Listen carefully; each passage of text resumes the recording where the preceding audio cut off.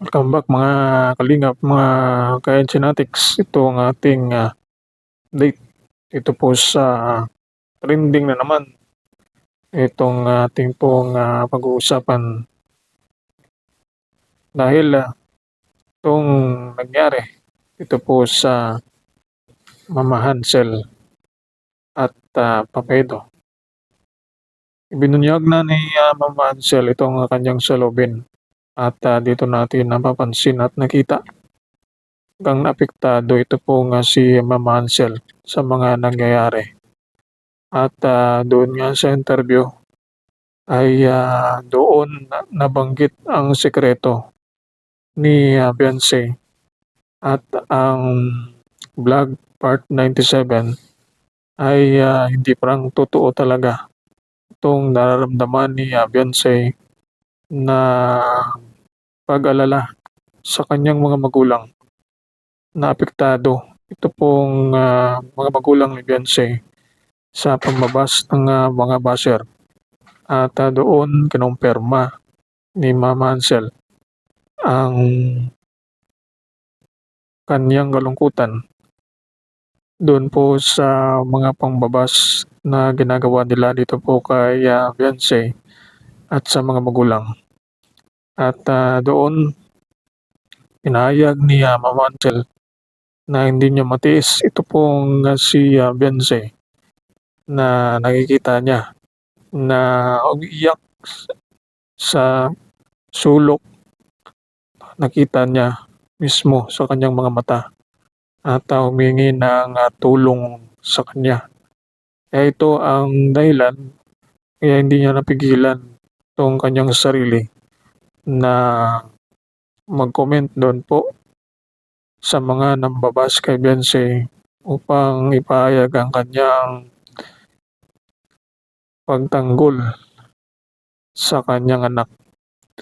At tungkol naman dito po kay Papaido, dahil nalaman ni Papaido ito pong comment ni Mama Hansel, labis din nasaktan ito pong si Papaids sa mga nambabas sa kanila. At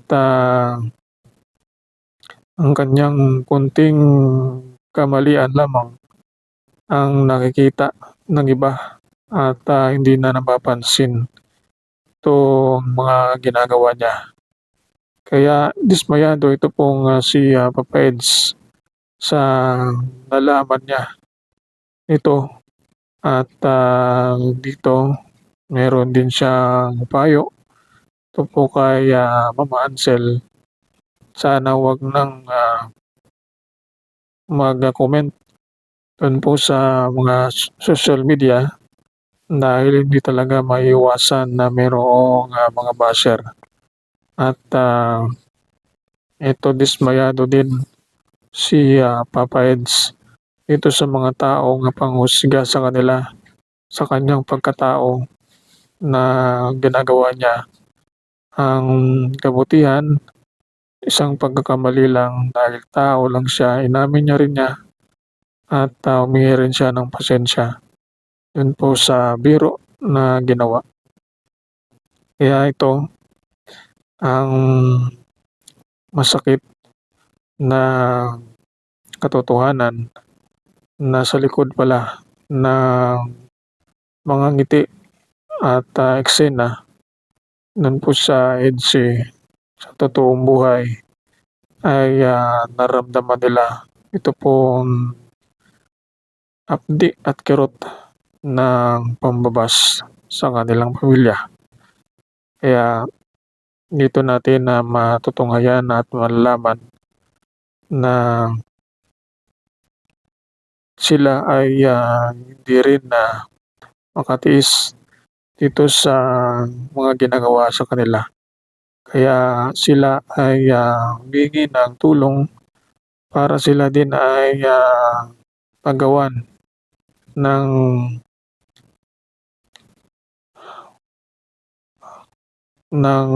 payo para sila ay matulungan sa emosyonal na aspeto dahil, hindi pa gaanong katibay ang kanilang loob ito po sa social media. Kailangan pa nila ng guidance.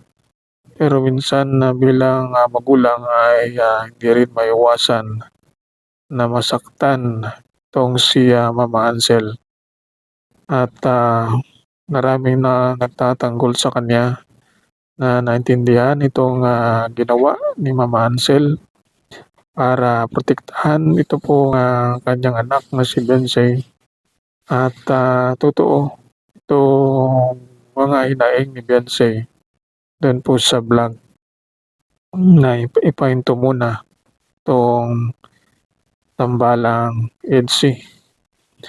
Kaya ito ay, mainit pa ang diskusyon tungkol dito.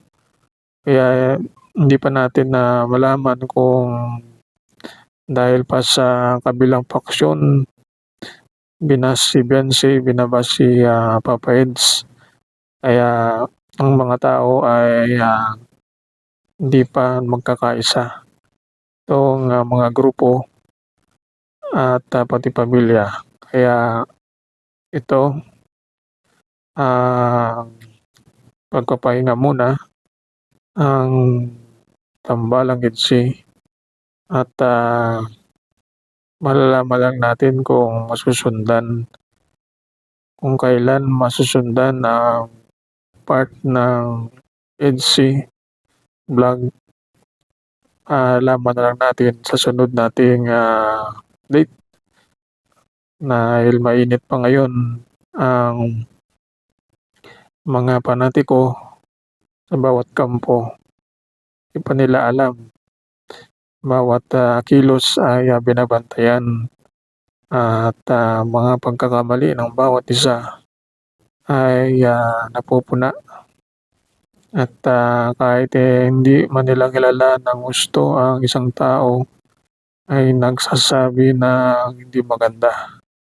Kaya ang bashing ay, parte na rin ng, social media, kaya marami rin ang nagsasabi na dapat ay, maging handa sa mga ganitong sitwasyon at, dapat na sila ay, matatag sa ganitong, mga senaryo kung sila ay, nasa social media.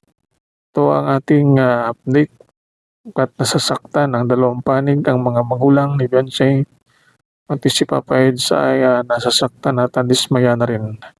Abangan natin ang update dito po sa dalawang EDSI kung kailan matutuloy ang sunod na vlog o mahihinto muna sa sunod nating update dito po sa ating channel.